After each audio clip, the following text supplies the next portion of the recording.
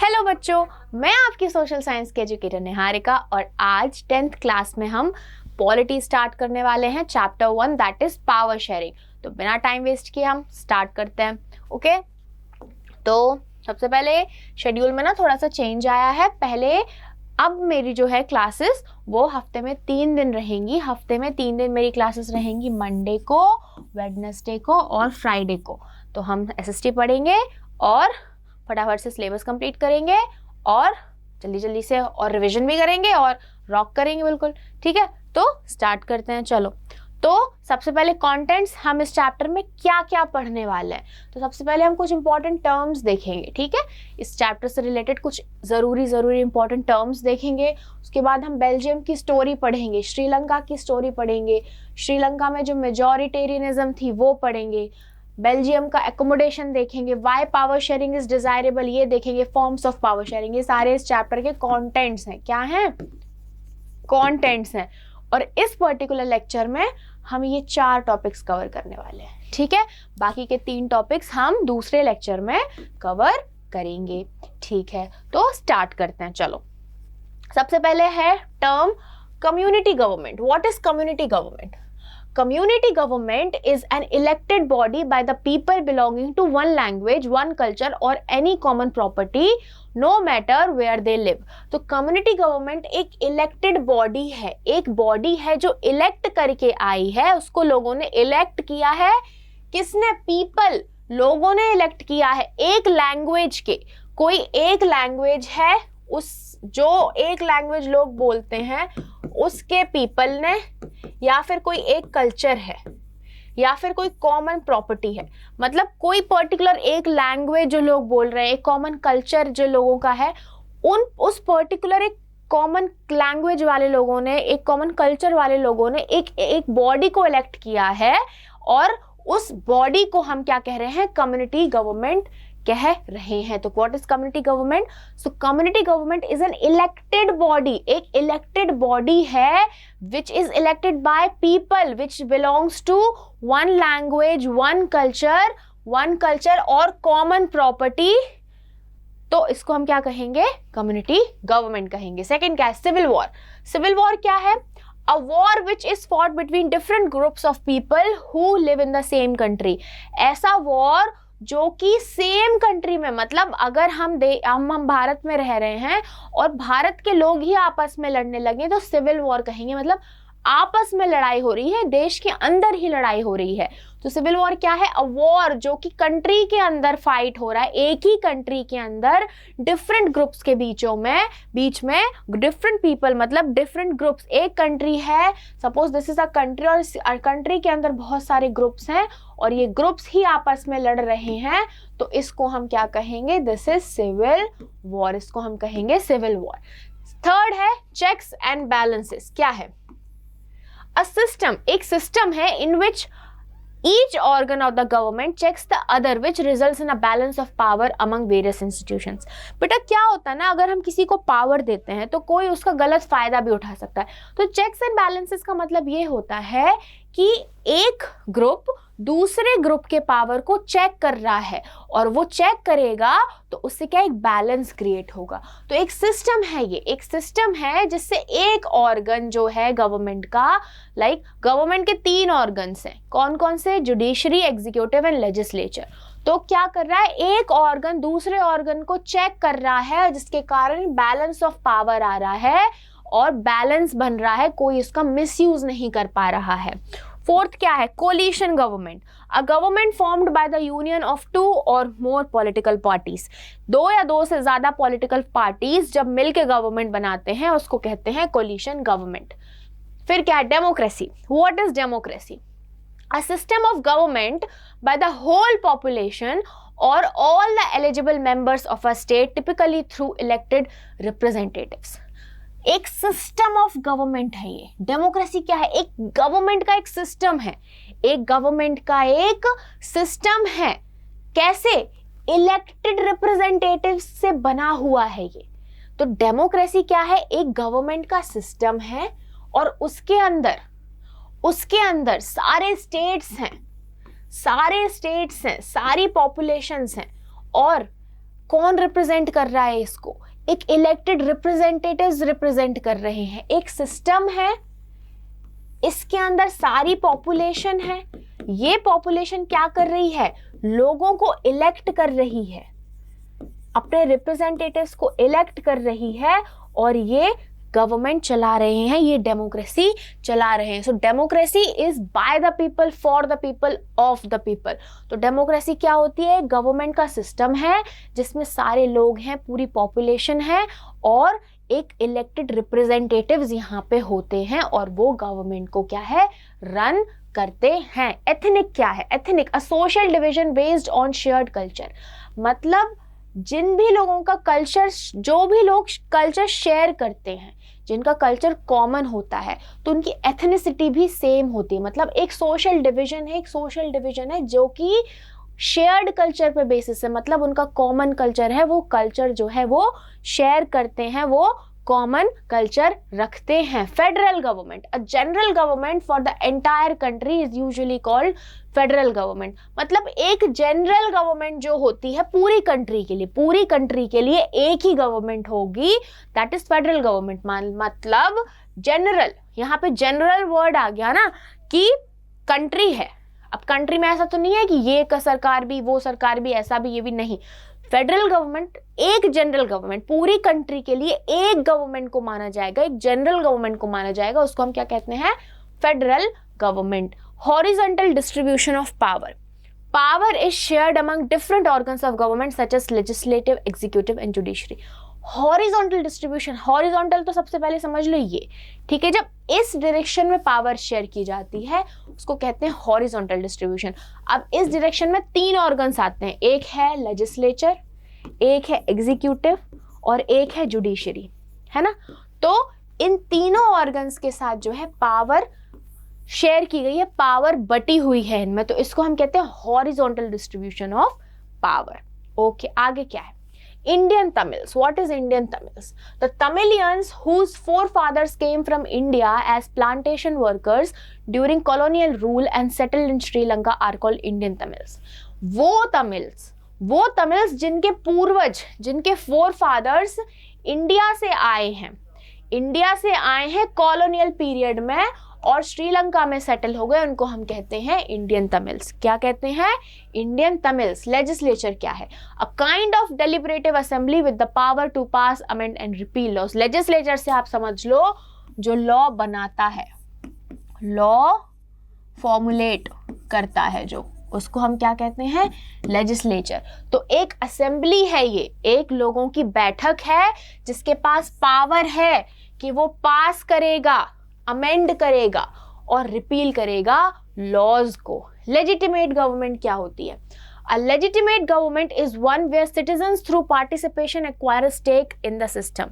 एक वो गवर्नमेंट कि वो अपनी पार्टिसिपेशन से, अपनी भागीदारी से अपना सिस्टम में स्टेक हासिल करते हैं, उसको हम कहते हैं लेजिटिमेट गवर्नमेंट। ओके, मेजॉरिटेरियनिज्म क्या होता है? Under majoritarianism majority community rules the country in its own way. यहाँ पे कम्युनिटी जो मेजर कम्युनिटी है, मेजॉरिटी मतलब ऐसी कम्युनिटी जो मेजर अमाउंट में है उसको कहेंगे मेजॉरिटी ऑफ कम्युनिटी। मतलब एक देश है उसमें मान लो हिंदू कम्युनिटी ज़्यादा है तो वहाँ पे मेजॉरिटी कम्युनिटी कौन सी है? हिंदू।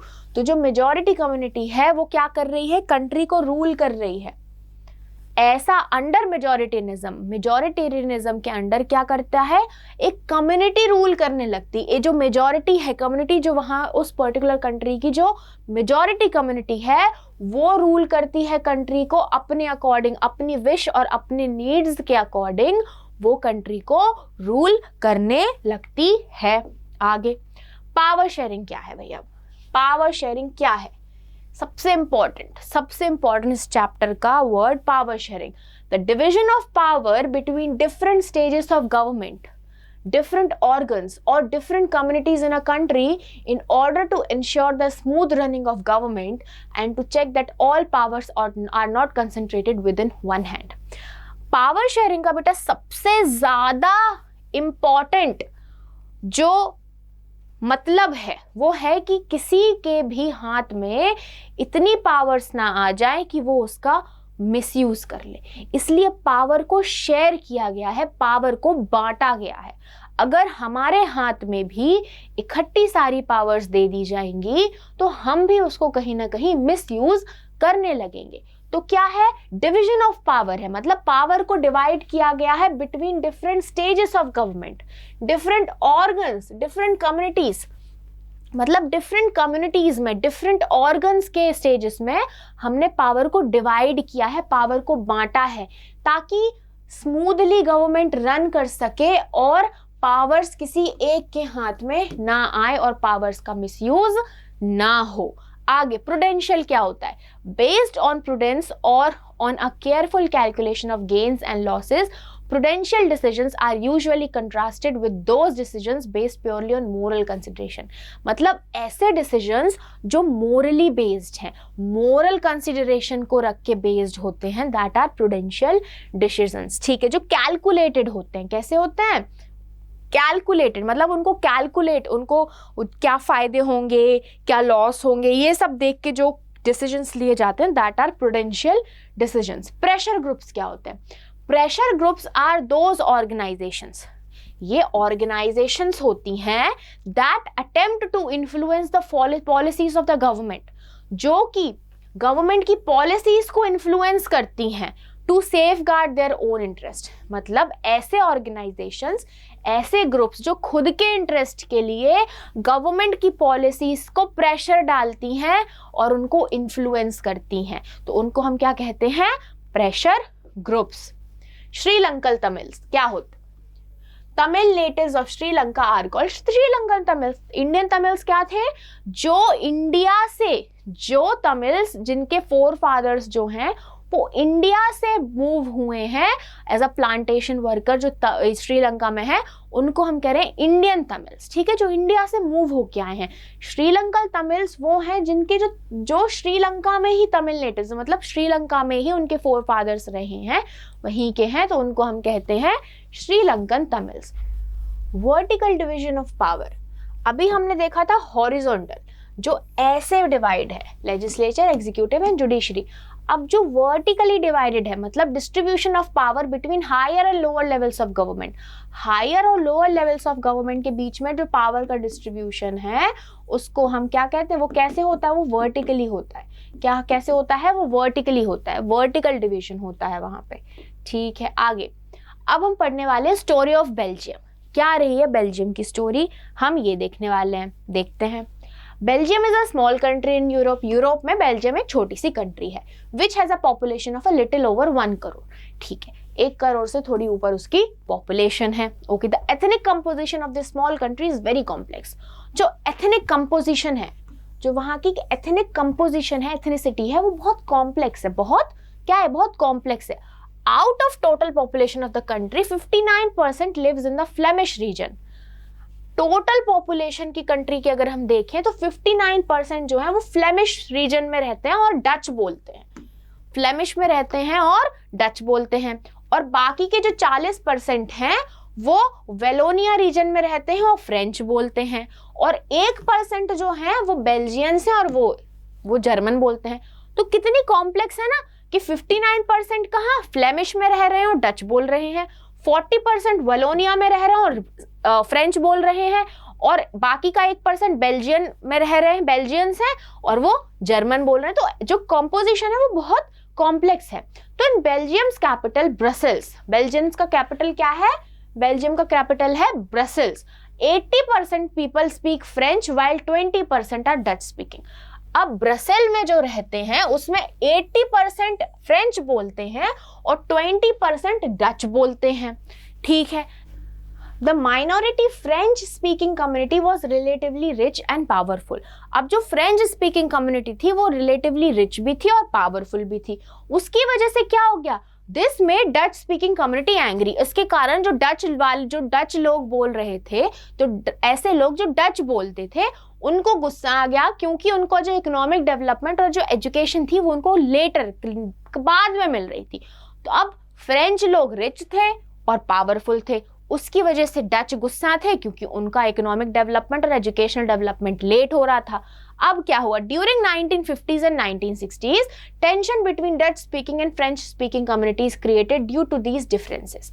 इन डिफरेंसेस के कारण ये जो रिच और पावरफुल थे वो, और ये नहीं थे इतने डच जो बोल रहे थे, तो उसके कारण 1950s और 1960s में क्या हुआ, टेंशन्स राइज हो गई इन दोनों के बीच में, डच स्पीकिंग कम्युनिटी और फ्रेंच स्पीकिंग कम्युनिटी के बीच में टेंशन्स राइज हो गई। तो ये है बेल्जियम की स्टोरी। क्या थी, बेल्जियम की, कि वहां पे बहुत कॉम्प्लेक्स एथनिसिटी है, ठीक है, कुछ लोग डच बोल रहे हैं, कुछ लोग फ्रेंच बोल रहे हैं और कुछ लोग जर्मन बोल रहे हैं। फ्रेंच बहुत ज़्यादा रिच और पावरफुल हैं और डच उतने नहीं हैं। डिफरेंसेस की वजह से उनके बीच में टेंशन राइज हो गई। स्टोरी ऑफ श्रीलंका देखते हैं। Sri Lanka is a island nation, ठीक है, एक आइलैंड है Sri Lanka, south of India, having diverse population of about 2 crore people. India के साउथ में श्रीलंका है और बहुत मतलब अराउंड 2 करोड़ पीपल वहां पे जो हैं रहते हैं, और डाइवर्स पॉपुलेशन, डाइवर्सिटी है पॉपुलेशन, अलग अलग टाइप के पॉपुलेशन है। मेजर सोशल ग्रुप्स आर, कौन कौन से हैं, जो सबसे ज्यादा सोशल ग्रुप्स वहां पे हैं वो है सिन्हाला स्पीकर्स, जो सिन्हला बोलते हैं। 74% लोग जो हैं वो सिन्हला बोलते हैं, और तमिल स्पीकर्स 18% जो है वो तमिल बोलते हैं। अब तमिल्स भी जो है वो 2 ग्रुप्स में डिवाइडेड हैं। एक तो है श्रीलंकन तमिल्स जो है 13%, जिनके तमिल ही नेटिव्स हैं, मतलब जो नेटिव्स हैं उनके वो कंट्री के ही हैं, मतलब उन्हीं की कंट्री श्रीलंका ही में है, उनके फोरफादर्स का जन्म हुआ और वहीं के हैं वो। फिर आते हैं इंडियन तमिल्स जो है 5%, ठीक है, और वो इंडियन तमिल्स क्या, उनके जो फोरफादर्स हैं कॉलोनियल पीरियड में प्लांटेशन ओनर्स के, उसमें वो वहां से आए, इंडिया से आए, तो फोरफादर्स जिनके इंडिया से आए हैं वो हैं इंडियन तमिल्स, ठीक है। Most of the Sinhala speaking people are Buddhist. अब जो सिन्हला स्पीकिंग पीपल हैं, जो सिन्हला बोलते हैं, वो बुद्धिस्ट हैं, और जो तमिल्स हैं वो या तो हिंदू हैं या तो मुस्लिम हैं। यहाँ पे भी हमें डाइवर्सिटी देखने को मिल रही है। देखो बेटा, सिन्हला भी बोल रहे हैं, तमिल भी बोल रहे हैं, तमिल भी 2 टाइप के हैं। उसके बाद सिन्हला बुद्धिस्ट फॉलो कर रहे हैं और तमिल्स या तो हिंदू हैं या तो मुस्लिम हैं। There are about 7% Christians who are both Tamil and Sinhala, और 7% क्रिश्चियंस हैं जो कि तमिल भी हैं और सिन्हला भी हैं, ठीक है। The democratically elected government adopted a series of majoritarian policy measures to establish Sinhala supremacy। ये हमें देखने को मिलता है मेजॉरिटेरियनिज्म में। मेजॉरिटेरियनिज्म में क्या देखा था कि किसी भी कंट्री में अगर मेजॉरिटी ऑफ पॉपुलेशन है, मेजॉरिटी ऑफ कम्युनिटी है कोई, तो वो मेजॉरिटी मतलब वो कम्युनिटी जो है वो अपने अकॉर्डिंग क्या करेगी, रूल्स और रेगुलेशंस बनाने लगती है और अपनी नीड और अपनी विश के अकॉर्डिंग कंट्री को चलाने लगती है। तो यहाँ पे क्या देखा हमने, स्टोरी ऑफ श्रीलंका, ये हमने देखा कि कैसे कैसे श्रीलंका में डाइवर्सिटी है, कॉम्प्लेक्स है डाइवर्सिटी। क्या है, कॉम्प्लेक्स है डाइवर्सिटी, ठीक है, डाइवर्स है। इसके बाद हम देख रहे हैं majoritarianism in Sri Lanka. The democratically elected government adopted a series of majoritarian policies. मतलब गवर्नमेंट तो इलेक्ट होके आई डेमोक्रेटिकली, डेमोक्रेटिकली इलेक्ट होके आई गवर्नमेंट, लोगों ने इलेक्ट किया, पर उन्होंने मेजॉरिटेरियन पॉलिसी मेजर्स फॉलो कर लिए। मतलब कि वो कम्युनिटी के अकॉर्डिंग वो देख रहे थे, वो ऐसे मेजर्स लेके आ रहे थे ताकि सिन्हला सुप्रीमेसी ला सके। जो सिन्हला लोग बोल रहे हैं, जो सिन्हला की सुप्रीमेसी लाने के लिए उन्होंने मेजॉरिटेरियनिज्म को अपना लिया और ऐसे मेजर्स वो लाने लगे। जैसे क्या किया उन्होंने, Sinhala as the only official language, उन्होंने बोला कि सिन्हला को ओनली ऑफिशियल लैंग्वेज माना जाएगा, सिर्फ सिन्हला जो है वही ऑफिशियल लैंग्वेज होगी। The government followed preferential policies that favored Sinhala applicants for university position and government jobs। अब गवर्नमेंट ने ऐसी पॉलिसी ऐसी पॉलिसी लेके आए कि जो लोग जो सिन्हला को फेवर करेंगे, मतलब यूनिवर्सिटी के लिए या फिर गवर्नमेंट के लिए अगर कोई अप्लाई कर रहा है ना, एप्लीकेंट्स जो सिन्हला हैं, ऐसे एप्लीकेंट्स हु आर सिन्हला और वो अगर यूनिवर्सिटी के लिए अप्लाई करे या गवर्नमेंट जॉब के लिए अप्लाई करे तो उनको फेवर किया जाएगा।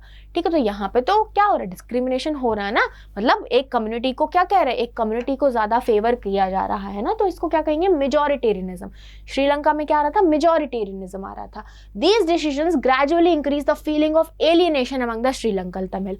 अब इसकी वजह से क्या हुआ, अब यहाँ पे वो सिन्हला बस लोगों को मान रहे हैं, उन्होंने सिन्हला ऑफिशियल लैंग्वेज कर दी।